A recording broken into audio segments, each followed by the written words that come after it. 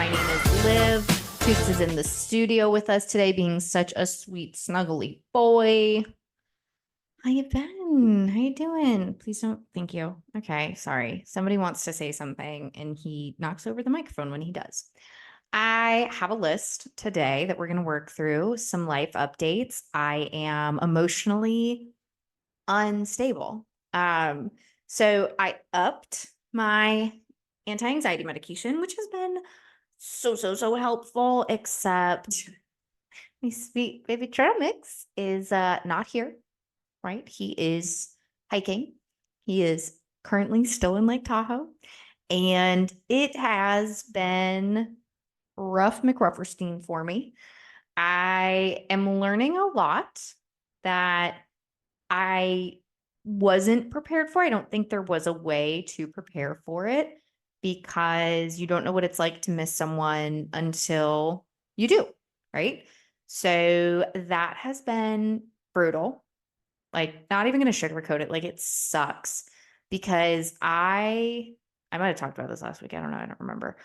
I am still living my regular life. I'm still going through my day to day, but he's missing, right? So there's like this unshakable grief almost.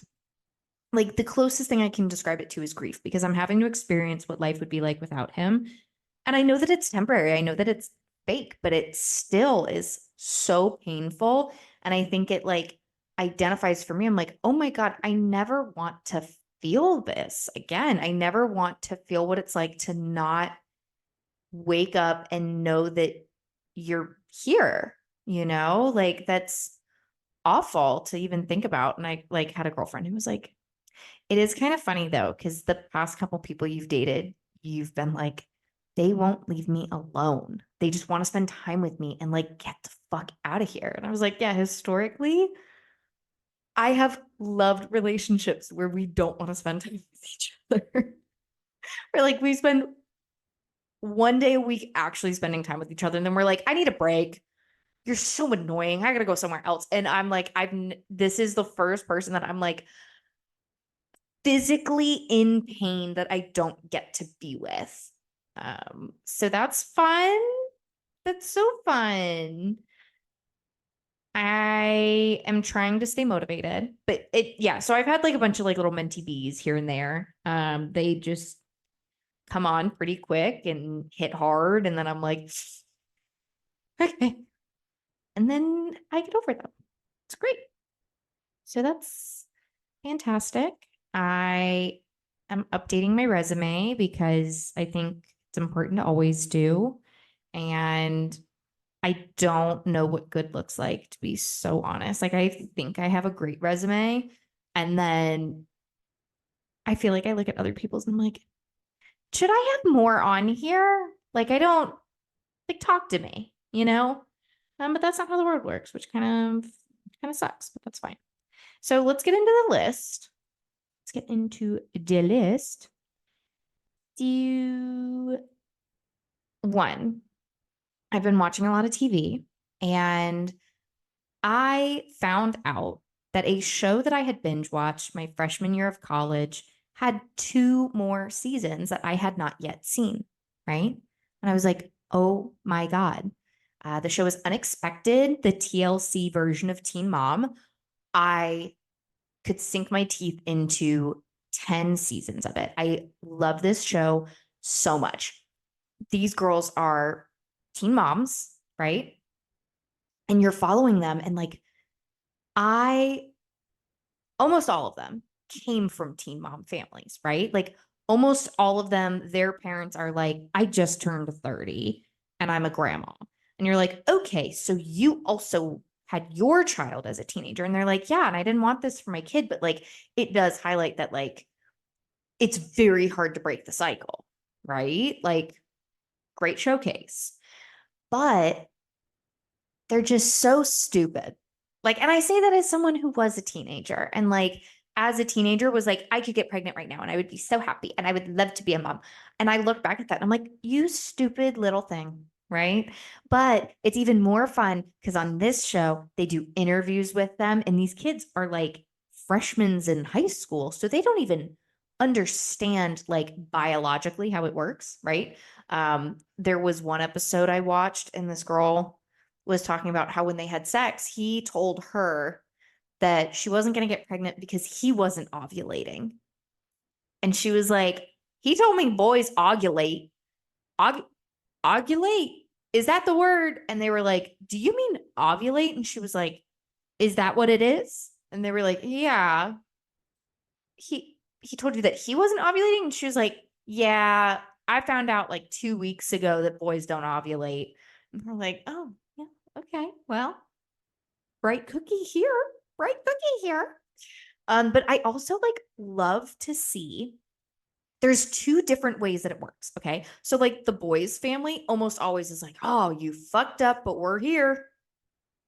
We got your back. Right. The girls' families, without fail, support them 100% and like give them whatever they ask for. So the girl kind of ends up being like a little bit of a bitch brat, like sassy girl, right? Who's just like, no, I wanted our menstrualer. And they're like, well, we can't afford that, but we got this dupe instead, and whatever, like whatever you want. Or they get kicked out. Like there is literally no in between. I do like my heart breaks for them because I'm like, I can empathize that like that's a really shitty thing to go through and it sucks. And I do feel bad for them, but I eat it up. I eat it up with a spoon. Okay. I love it. I love that shit. And then it led to a conversation with one of my buddies because, I'm watching that. And then I was like, it makes me laugh because I think about The Secret Life of the American Teenager, where there were scenes of it. It was like, at the time, you were like, this is so believable. And then you rewatch it as an adult and you're like, oh my God, that is so unbelievable. And then you watch the reality show that's literally that, where the teenagers are just so dumb. And you're like, you can't possibly be this stupid. And they are, right? Because they've only been here for 13 years. Right. So it's inspired me to also rewatch Secret Life of the American Teenager, which is such a fucking crazy show. Like their product placement is amazing. Nothing to me will ever beat the character's name is Grace. She's this like goody two shoes Christian advocate on campus, right? And her dad dies in a plane crash while she's having sex for the first time. And it haunts her. And she like goes to multiple, like, it's a whole storyline for like half of a season that she's like, and my dad died because I had sex. I had sex and then my dad died in a horrible plane accident. My dad had a horrible death because I was having amazing sex. And it's like, girl, shut up. Like, this is so weird. Fucking quiet, right? This was on primetime television. This was primetime television in like 2009. What the fuck? Also, because I was talking to a buddy about it, I still can't get over the ending of it, of like Amy Durgan's Mom of the Year, right? One, I forgot that she was like, I'm going to put the baby up for adoption. And her family was like, that's so selfish. And she was like, I'm 15. How is that selfish? I can't take care of a baby. I'm a kid. And then her family being like, actually, no, you should keep it because you're a bad person if you don't. What the fuck? Okay, that baby would have had a better life. She was 100% right because that loops in to what I was starting to say. She abandons the baby and Ricky, the baby daddy, at the end of the fucking show. Amy and Ricky get back together. And like, I love Amy and Ricky. I thought Amy and Ricky were just like so endgame and so like meant to be. They went through so much. They got to this place. They were like, okay, let's get married. Like, let's have this family. Like, it's you and me. No matter what, we can face it. And then she's like, yeah, I don't want to get married. Actually, I got into this college and I'm going to go to this music program in New York and abandon my child to go play the French horn professionally. What? Like, such a bad ending. It truly was awful. And to this day, I can't get over it. This girl spent so many seasons being like, I'm going to be the best mom I can be then. And I'm going to make purees. And I'm going to do this. And I'm going to do that. And I'm trying my best. And I'm doing everything that I can just to be like, He'll have a better life with you. Bye. But then at the same time, we really shouldn't, as the viewer, have been surprised because we watched her, right? Season 1, episode like 4, go, I'm pregnant. I should give this baby up in order for it to have a better life because, like, it cannot be me. I'm a child. I'm selfish. And then how did we end the show? Her selfish as a fucking youthful person who abandons her child. Now, adoption, different than I've raised this baby for like 3 years and just went, bye. Insane. I want to know what writer pitched that and who was like, oh, yes, yes, that is a very good decision. That is the direction we want to go in for this show. What the fuck? It was crazy. But Shailene Woodley, they can't make me hate you. I know you're weird. I know you're like kind of extreme. I love you, baby. I love you. That wild bitch. You know, she got arrested for protesting a oil pipeline. Fun fact. Side note with the teen mom shows, unexpected. I was watching and like so many of them live in Kentucky. So many of them live in Kentucky. And I've started kind of like doing my research and I'm like, they're in like butt fuck Kentucky. And like it makes, again, hello, it makes sense. Like the system is not built for them to succeed, right? Like they are in rural areas, they have poor education systems, they come from a family history of young pregnancies and low income. And the cycle repeats and it's horrible to see. And it's, you know, like great, I guess, that we have the like, okay, we can see what's going on here and we can document it and we can understand and like at a scope go, okay, so here's this research that we've been told about. I see it in action. It makes sense. Water, right? Right. So sad. It's so sad. I'm going to be pissed if you bite my toes. Do not bite my toes, Tootie. Thank you so much. Next, I found a video on the TikTok, as I usually do, right? I usually do. And this girl was like, POV, I've started turning my green tea into gelatin so I can have a fun little anti-inflammatory snack instead of having to drink a whole gallon of green tea. I was like, oh my God. Should I start like a does it gelatin segment? Probably not. Should I look into making anti-inflammatory gummies that are like green tea and ginger? Yes, that's genius. Genius. Because then I know what's in it, right? Should I start making my own foods and things? Yes, 100%, because big food hates us. Okay. Big food wants us to be sick. Big food is funded by big pharma. And I'm not on board with that. But also, I am because if I don't get an antibiotic when I need one, I'll go insane, right? I had to get a steroid this past week because I had like phantom bugs. Oh my God, it was crazy, guys. I can't believe I didn't think to tell you this. So I've been playing disc golf. Oh, we'll talk about my disc golf in a minute, but besides the point. Thank you, Judy. So I've been playing disc golf. I go to this golf course. I have not a great round, right? But I come home, you know, I'm doing my thing and I'm laying on the couch, right? I take a shower, I lay on the couch, my thighs, I feel a bug crawling on me and then bite me like a pinch. Sorry, a sharp pinch. And I searched my entire body. I couldn't find any bugs. And it kept happening for like hours. Every so often, I'd feel like, and then a pinch, and then huge red, solid welts were just popping up all over my thighs. And I was like, this is insane. I took like 6 showers. I was washing myself with Dawn dish soap. I was washing myself with regular soap. I was using scrubs. I was doing everything I could. I was like, there's something on me. And I was panicking. I was freaking the fuck out because, fun fact about me, when I was in This is so TMI. I'm so sorry. If bugs creep you out, you should have probably skipped forward minutes ago.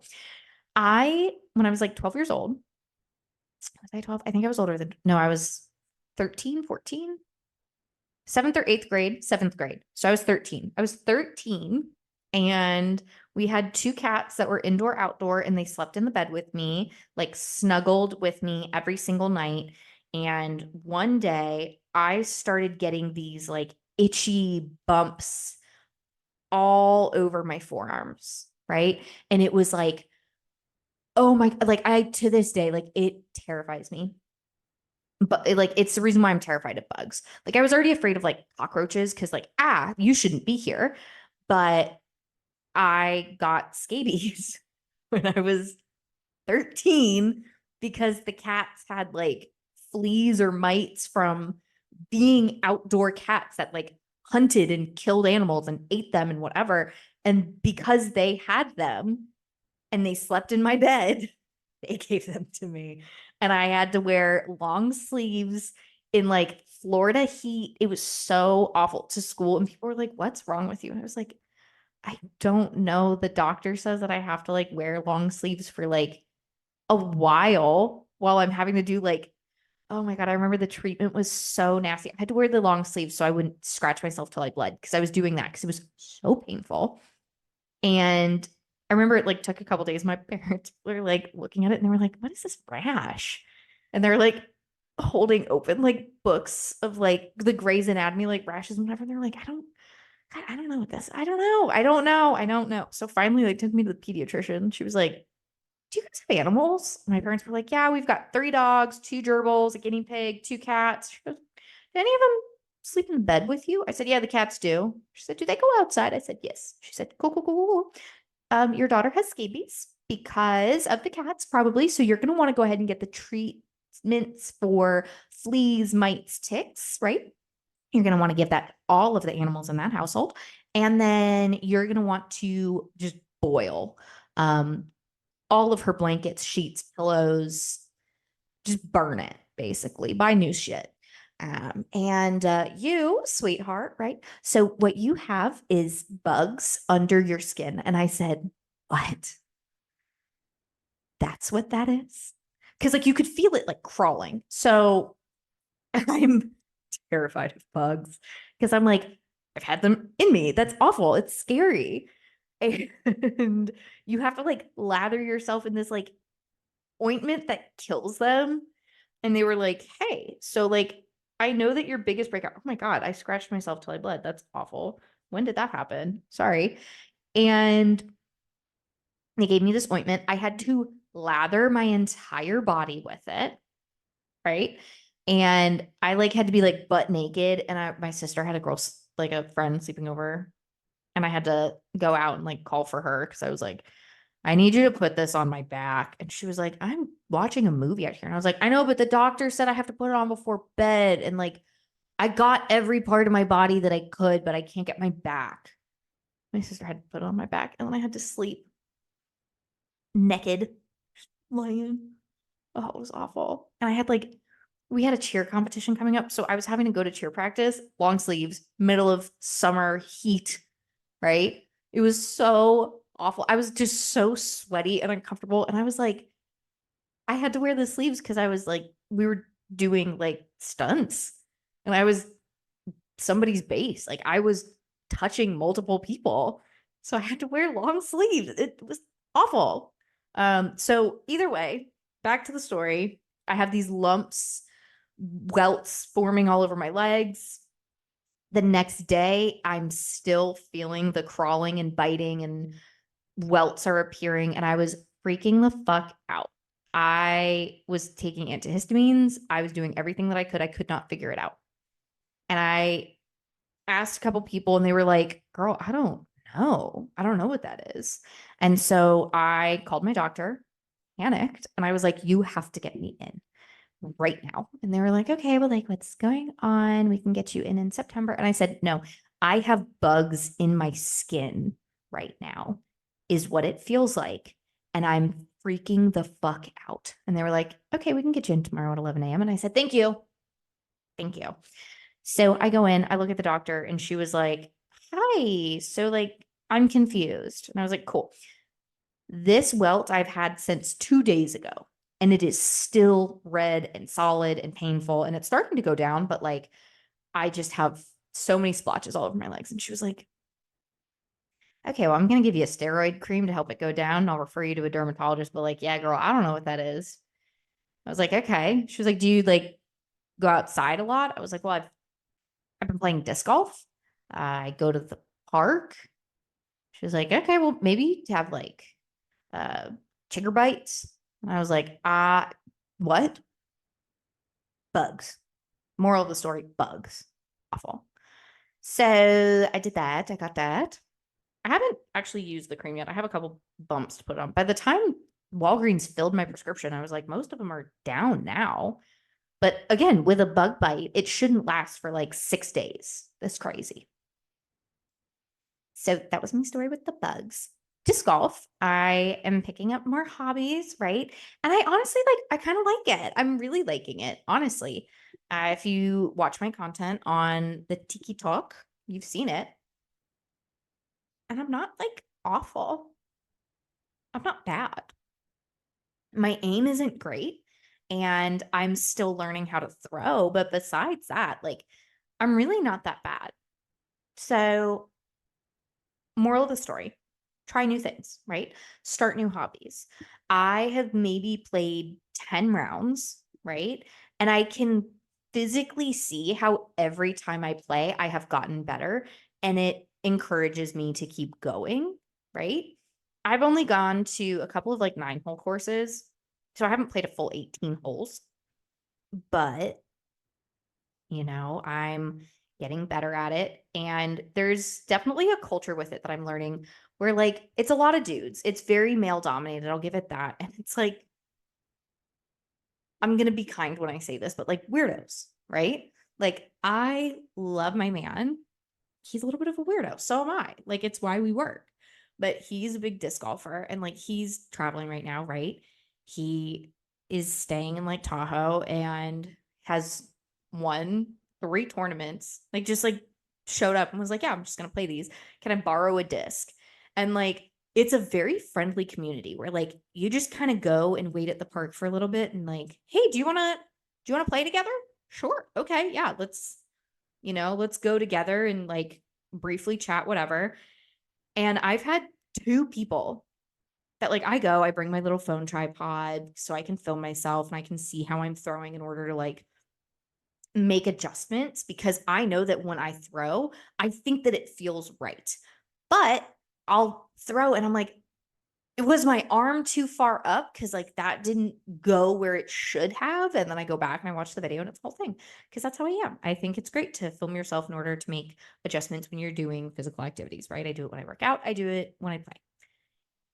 The first guy, I was like, "Oh, like you just go ahead of me, like I'm filming, so it's gonna take a while, whatever." And he was like, "We can just play together." It's like, "Oh, okay." So we, played together, whatever. It was fine. I was like, "Okay, like I'm really bad." Today I played a lot better, and this guy was like, we showed up at the same time. He was practicing. I just kind of sat in my car.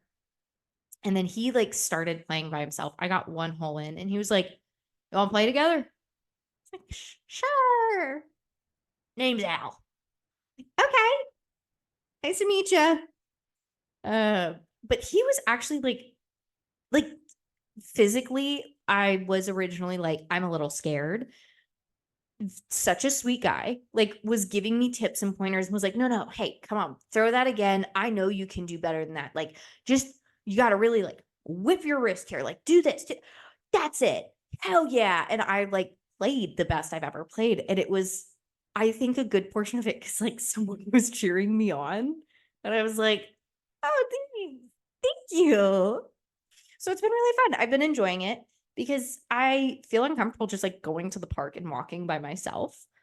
But if I'm doing an activity, I'm an activity girl. Like in college, if I was going to a bar, I was like, "Can I go on bingo night? I'll fuck up some bingo." Right? Or trivia night. I love trivia. I love any kind of activity you can give me. I need to be entertained, but not like iPad kid entertained. I want to do like the activities provided. I love a community activity.